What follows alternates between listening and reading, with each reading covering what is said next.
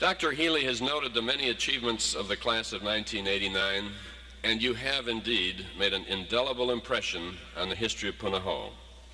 While I am understandably reluctant to compare graduating classes, I also recall many of the small details which your speakers have mentioned as so important, which have contributed to the mosaic of your lives at Punahou. Some of the small details I'll always remember deal with individual moments. With the football team at Kona in a preseason game, watching Mike Hoxie searching frantically for his artificial arm, which a teammate had hidden on the sideline.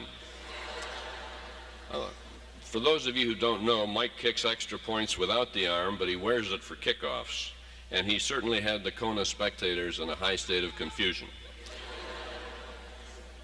And the 2 home runs by Franz Ewan in the state championship baseball game,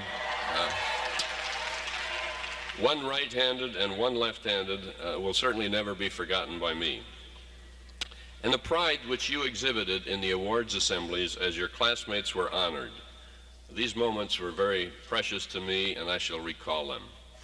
I'll also recall larger things like your fantastic carnival, the way you supported Mama M and each other, the electricity of being in Dillingham Hall as you surrounded us and sang "We Go Together" at the end of your show, the eagerness with which you approached the ice cream and strawberry shortcake at our home just a few weeks ago, and the transformation of that same group into the beautiful young adults we saw at the senior prom.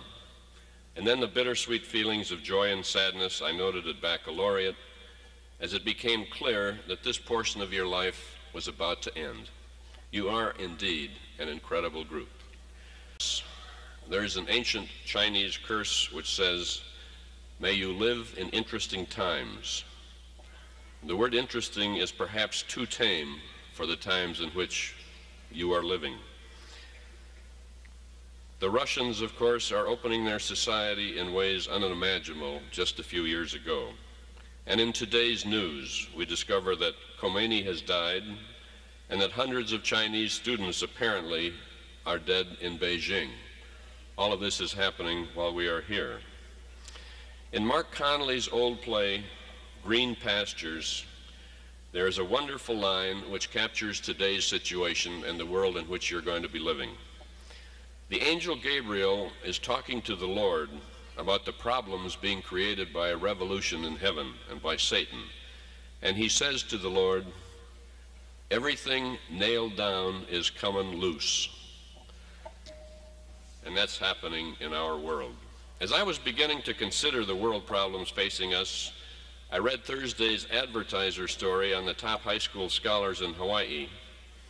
And the statements by your classmate Derek Fox seemed to sum up what I was searching for. When asked about problems facing us, Derek is quoted as saying, "Not too long ago, I'd have said the arms race will be our biggest problem, but with Gorbachev becoming so open, and with Bush's response on conventional arms reduction, I'm inclined to say the greenhouse effect will cause more trouble. We have to reduce our dependence on fossil fuels. We may have to devise a method of physically reducing the level of carbon dioxide in the atmosphere, and we may have to fertilize the oceans. Environmental problems can bring about increasing discomfort and loss of mobility, but the application of improved technology, such as superconductors, can have many beneficial effects, such as long-distance transmission of electricity, magnetically levitated trains, and greater uses of lasers." I couldn't have said it better myself. Thank you, Derek.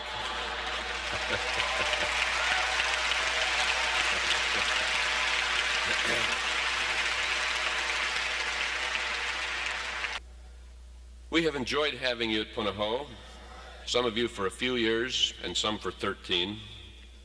As you prepare to leave, I'd like you to recall, as other speakers have, a few of the simple, untaxing pleasures that have enlivened your life here.